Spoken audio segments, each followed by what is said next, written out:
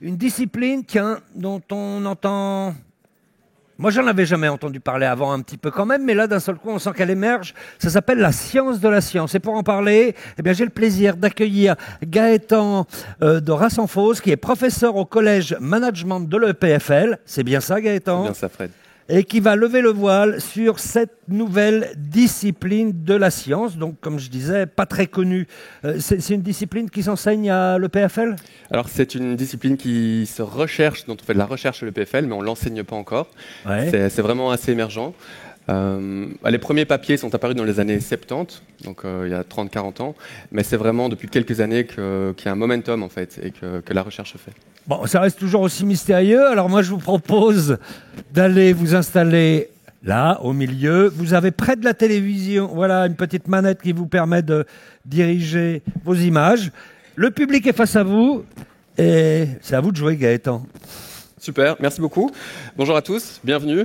Donc, je suis Gaëtan de Rassenfos, professeur au collège de management à l'EPFL.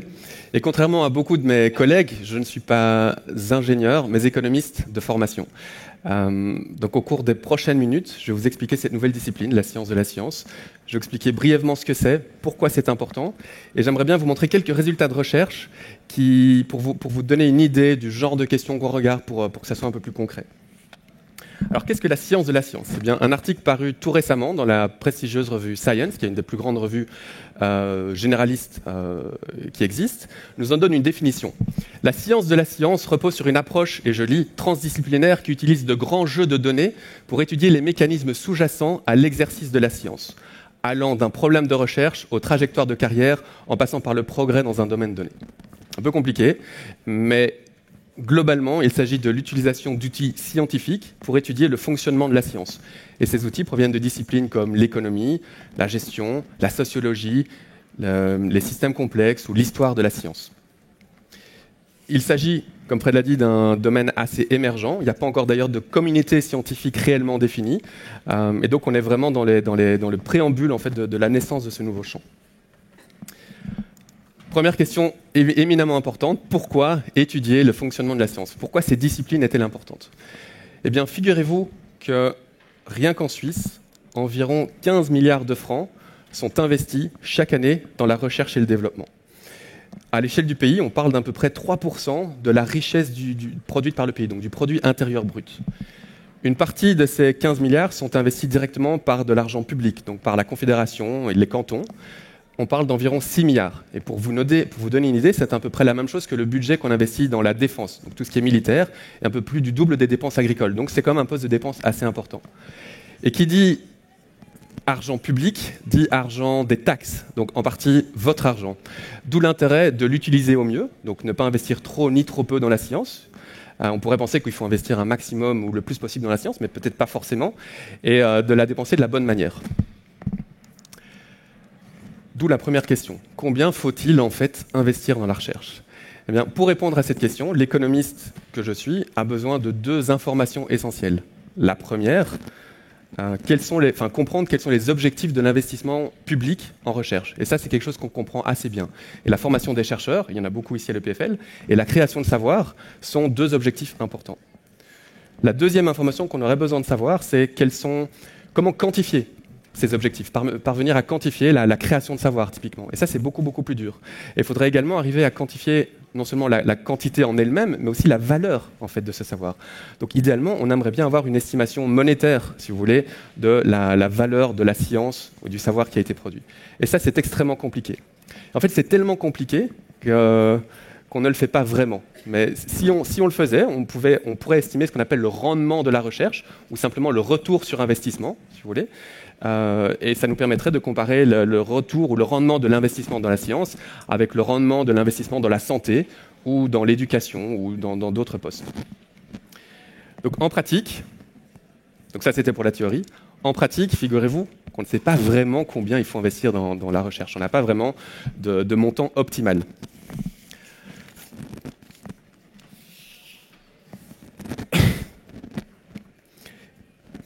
On appelle, donc en général, puisqu'on a cette difficulté de quantifier de manière optimale d'un point de vue économique l'information, ce qu'on cherche à faire, c'est on estime le budget de l'État l'État définit son budget au moyen de ce qu'on appelle un arbitrage. Autrement dit, les hommes et les femmes politiques discutent et se mettent d'accord sur combien investir dans la recherche versus combien investir dans la santé versus combien investir dans l'assurance chômage. Donc des discussions plus ou moins civilisées, mais en Suisse, assez civilisées quand même. Une deuxième manière pour définir le montant optimal à investir dans la recherche est simplement la comparaison internationale. Avec ici une version des slides qui n'est malheureusement pas du tout à jour. On va faire ça. Donc la comparaison internationale permet de définir, si vous voulez, de s'établir par rapport aux autres pays. Donc il se trouve que les chiffres de 3% qu'on a vus en Suisse est en fait l'objectif que s'était fixé l'Union européenne au début des années 2000 dans ce qu'on a appelé la stratégie de Lisbonne. Et un des objectifs était pour l'Europe d'investir 3% dans la recherche et développement. Il se trouve que l'Europe en est loin. La Suisse, n'étant pas membre de l'Union européenne, y est arrivée. Mais de manière intéressante, ces 3% que l'Europe s'était fixés, en fait, n'étaient pas basés sur des critères objectifs ou des critères vraiment, des études sérieuses. Il se trouve que c'était le montant vers lequel tendaient les États-Unis à l'époque. Donc, l'Europe, qui était un peu à la traîne, se dit tiens, les États-Unis sont à 2,5%, nous on est à 1,5% ou 2%, on va tendre vers 3%. Donc de nouveau ici, on a très peu d'études concrètes sur ces questions. Bref, je pense que vous avez compris maintenant que le montant à investir dans la science fait l'objet de très peu de rigueur scientifique. On a de l'arbitrage, de la comparaison internationale, mais en fait, au final, on est quand même assez dans le flou. Et l'objectif de la science est précisément de mettre un peu de rigueur dans tout ça. Alors c'est évidemment une tâche énorme et tellement complexe, il faut la morceler. Donc on va regarder différentes petites questions, différentes petites sous-questions pour faire émerger en fait petit à petit, améliorer la base de connaissances pour comprendre comment fonctionne le système de la science. D'où la prochaine question. Qu'a-t-on déjà appris ? Eh bien, on a quand même déjà appris beaucoup de choses, fort heureusement. On est encore loin de tout connaître, mais on a quand même déjà pas mal de connaissances. Et l'objectif des prochaines minutes, ce serait de vous montrer un champ de recherche particulier pour vous montrer le genre d'études que l'on fait. Et je vais m'attarder sur le cas des collaborations.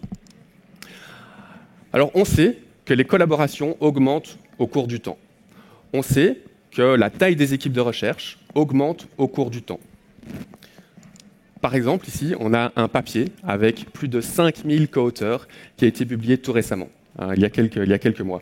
Les pages de contenu sont listées en vert, les pages de contenu scientifique, et les pages qui listent le nombre de co-auteurs, qui listent les noms des co-auteurs, sont listées en rouge. Et donc, on a plus de pages de contenu que de pages de co-auteurs. Donc ça, c'était vraiment un exemple assez flagrant, mais bien sûr, dans la plupart des cas, les équipes de recherche tournent autour de 5 à 10, ou beaucoup moins dans certaines disciplines. On sait aussi pourquoi les collaborations se créent. Donc on sait qu'elles augmentent au cours du temps, on sait pourquoi elles se créent. C'est ce qu'on appelle le poids de la connaissance. Autrement dit, pour qu'un chercheur puisse parvenir à contribuer à créer de la science, il doit lui-même arriver à la frontière de la connaissance. Mais évidemment, au cours du temps, la masse de connaissances augmente, et donc on doit petit à petit, au cours du temps, on doit se focaliser dans des champs de recherche de plus en plus étroits pour pouvoir arriver à la frontière, pouvoir espérer à la frontière, et ainsi contribuer. Et en fait, on dit que le poids de la connaissance, the burden of knowledge, a tué l'homme de la Renaissance. Donc le temps des Léonard de Vinci, qui avaient la capacité de contribuer à différentes disciplines de recherche, est bel et bien révolu. À l'heure actuelle, les chercheurs doivent se spécialiser pour permettre de contribuer à la science. Et qui dit spécialisation, dit s'associer avec d'autres chercheurs qui ont des compétences complémentaires. Alors si on sait pourquoi les collaborations se créent, on sait moins comment elles se créent. Alors on aurait tendance à penser, dans un monde globalisé, que les chercheurs vont se mettre en relation avec d'autres chercheurs qui ont des compétences complémentaires. Il se trouve que c'est le cas, en partie, mais pas uniquement. Et j'aimerais bien vous expliquer ici le rôle des contraintes géographiques, ou le cas de la géographie. On se demande dans quelle mesure des facteurs externes, en fait, impactent la création de la science. Et ici, on va regarder le rôle des contraintes géographiques. Alors, si on voulait étudier le rôle des contraintes géographiques dans la production de la science, par exemple, prenons mon cas, je suis un chercheur basé à Lausanne. Si la plupart de mes co-auteurs sont basés à Lausanne, on pourrait se dire, en fait, effectivement, puisqu'il collabore avec des chercheurs basés à Lausanne, eh bien, sans doute que la contrainte géographique joue un rôle important. Mais ce n'est pas forcément le cas, dans la mesure où peut-être que mes contraintes géographiques ne sont pas réellement des contraintes géographiques, mais simplement le fait que je sois moi-même intéressé par certains sujets qui sont beaucoup étudiés dans la région lausannoise ou en Suisse. Et c'est peut-être d'ailleurs pour ça que moi-même je suis venu en Suisse.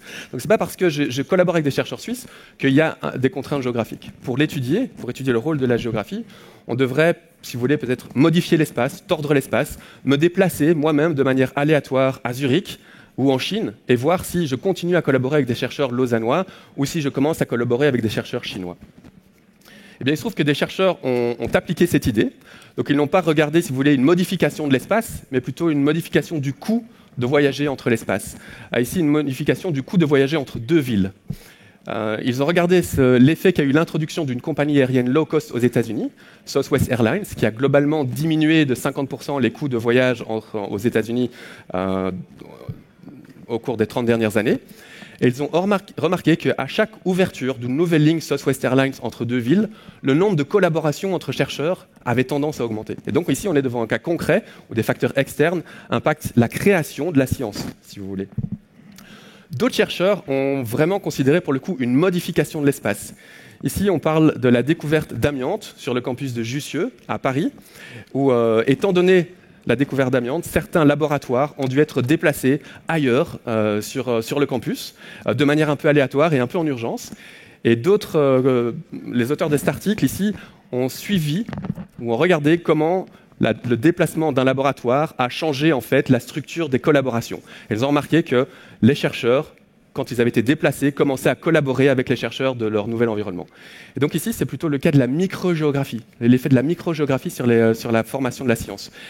Et ces deux papiers illustrent très bien l'importance des facteurs externes. Alors, qui dit facteurs externes ne dit pas nécessairement que les chercheurs en eux-mêmes n'ont pas de rôle à jouer. Et ici, on a un dernier papier qui s'est attardé sur le rôle des chercheurs superstars. Et en particulier, il faut se demander mais quelle est l'importance ou quel est le rôle des chercheurs superstars sur leur environnement en eux-mêmes. Pour étudier cette question, on devrait donc quel est le rôle des chercheurs superstars sur leurs collaborateurs, sur la productivité de leurs collaborateurs. Pour étudier cette question, on devrait idéalement suivre les collaborateurs des superstars pendant une longue période de temps et du jour au lendemain retirer ou les empêcher de collaborer avec les superstars et voir comment leur productivité a été impactée. Eh bien, c'est précisément ce que d'autres chercheurs ont fait. En fait, ils ont regardé le décès inopiné des chercheurs superstars, donc des personnes qui sont malheureusement décédées à 50 ans, par exemple, avec à cause d'une crise cardiaque. Ils ont regardé l'impact que ça avait sur les collaborateurs. Et ils ont remarqué que la perte d'une superstar réduisait la productivité des chercheurs d'environ 8%. Et donc, si vous voulez, ça, c'est une mesure du rayonnement de ces superstars. Bref, au travers de ces quelques exemples, j'ai voulu vous illustrer de manière un peu originale, par des vols d'avion, par le décès inopiné, par de la découverte d'amiante, que toute une série de facteurs avaient un impact sur la création de science, et en particulier sur les collaborations.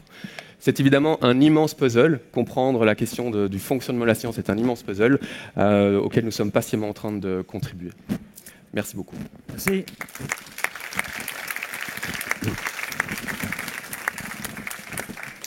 Intéressant ces études d'ailleurs, très, très ponctuelles, mais à la fois sur les collaborations, le déplacement des compagnies low cost, etc. Mais tout ça c'est très très ponctuel, mais au départ de votre exposé, vous soulevez une question qui est quand même extrêmement délicate et qui va peut-être pas mettre d'accord tous les scientifiques là-dessus.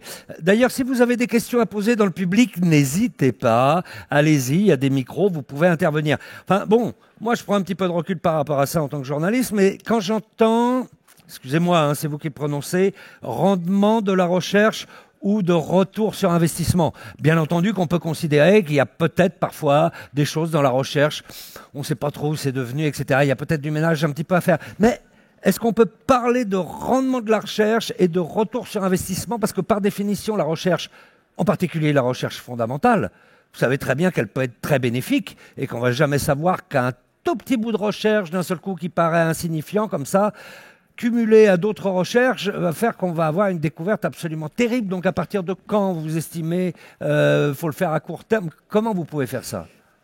Ça, c'est évidemment une question primordiale. Voilà. Je suis sûr que je ne te remercie pas de me l'avoir posée.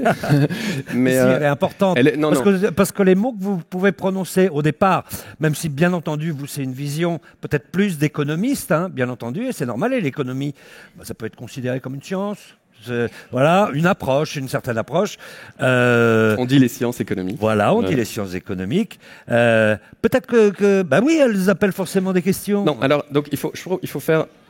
Donc c'est une question très importante. Vous avez certainement beaucoup d'avis sur la question, mais de mon point de vue, il faut faire une différence entre quantifier et évaluer. Je pense que investir de l'argent dans un trou noir financier n'est pas une bonne pratique. À l'inverse, évaluer et mettre trop de pression et attendre un retour sur investissement de X% n'est évidemment pas adapté à la science. La science n'est pas un type d'investissement comme un autre. Donc je pense qu'on doit faire énormément de progrès sur la quantification. On doit comprendre justement quels sont les temps de gestation de la recherche. Est-ce qu'on parle en recherche fondamentale à partir de combien de temps en fait, la recherche se manifeste dans la vie de tous les jours? 40 ans, 50 ans, parfois plus, parfois moins. Donc il faut faire cette différence. Néanmoins, c'est sûr que dès qu'on commence à quantifier, les gens commencent à évaluer. Et le meilleur exemple, c'est la pression qu'on a sur les publications, sur les journaux, sur les citations. Et je pense que tant qu'on n'a pas une bonne compréhension de tous les tenants et aboutissants, il peut être dangereux de quantifier, même d'évaluer, par contre. Donc il y a un certain danger quand même à apporter ça. Bien sûr. Mais donc, parce que c'est le début quand même de votre présentation, de votre exposé, ça semble être l'élément fondamental pour justifier l'existence de la science de la science. Alors oui et non. Alors effectivement, c'est de l'argent public, donc on doit s'inquiéter de comment notre argent de taxes est utilisé. Et pour le moment, on n'a juste aucune idée. On est vraiment dans le noir, on ne sait pas combien il faut investir dans la science. Peut-être qu'en fait, il n'y a pas de réponse, mais ça, on n'en sait rien. Mais la science de la science, à long terme, a l'objectif de quantifier le rendement ou le retour ou l'impact de la science. Et le but principal, si vous voulez, c'est quelque part pour les chercheurs de légitimer leur utilisé. Parce que très souvent, quand il faut couper dans un budget, la science a des impacts long terme, on ne les comprend pas bien, donc on a tendance à les couper. Et il y a aussi ensuite l'utilisation optimale de cet argent.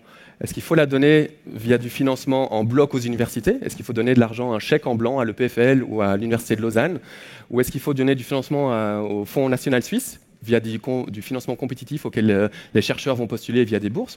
Faut-il imposer des partenariats ou une collaboration avec le privé pour assurer que la connaissance soit transmise dans le secteur privé? Donc il y a non seulement le montant, mais aussi les moyens de distribution. Et puis, je ne sais pas si j'ai empiété sur une question, mais combien donner aux mathématiques par rapport à la médecine, par rapport à l'économie? Pas facile non plus, parce que parfois ce sont des mouvements de mode. Bon, on sait très bien, et sans doute tant mieux, on parle beaucoup des questions environnementales aujourd'hui, donc probablement que les secteurs de recherche qui travaillent sur l'environnement bénéficient de moyens. Je dis tant mieux, mais peut-être qu'à côté de ça, il y a des gens qui travaillent dans un petit secteur pointu, dans un domaine médical qu'on connaît moins et qui se retrouvent privés du coup.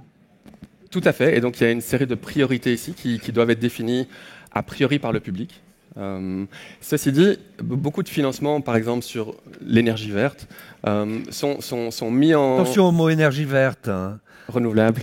Attention au mot énergie verte, je fais attention, très très attention. Non, c'est vrai, hein, je le dis au passage, parce que rien contre d'ailleurs, mais ce mot-là est un petit peu marketing. De toute façon, l'énergie n'a pas de couleur. Et les énergies que l'on connaît aujourd'hui ne sont pas parfaites sur le plan environnemental, ni les unes ni les autres, même s'il y en a certaines qui sont mieux que d'autres. Exactement. Donc, on va dire plus globalement, mettre de l'argent sur les questions environnementales n'empêche pas, en fait...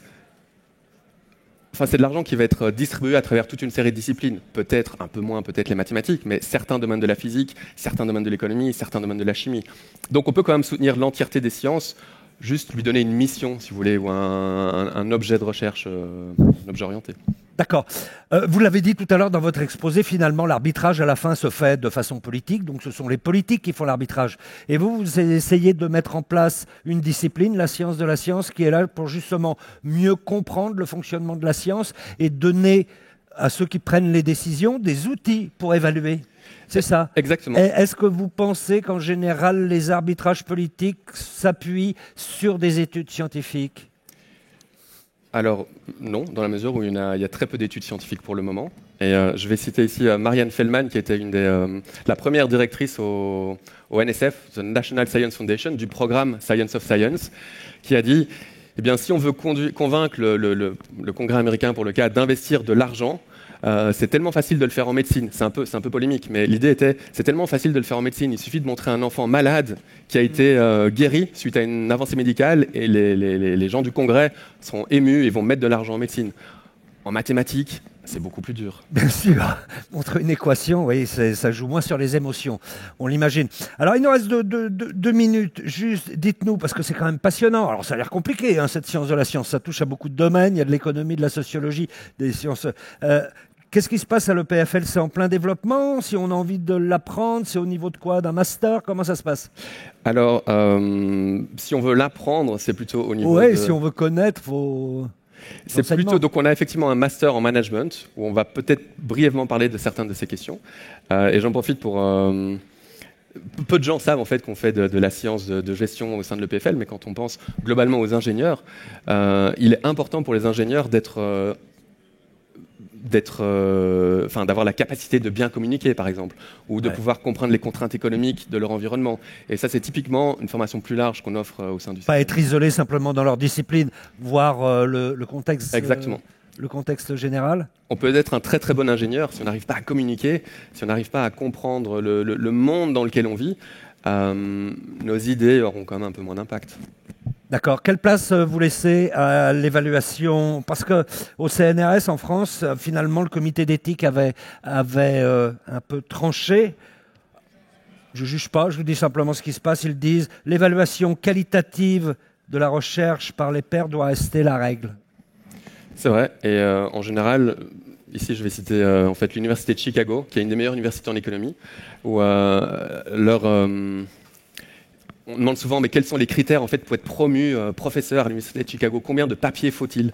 Et eux avaient répondu, à Chicago, on ne compte pas les papiers, on les lit. Et je pense que c'est vrai, le qualitatif est très important. Néanmoins, à une grande échelle, il ne marche pas vraiment. Certains pays ont essayé, l'Italie, l'Angleterre, ce sont des exercices énormes qui coûtent énormément d'argent. La vérité est sans doute au milieu.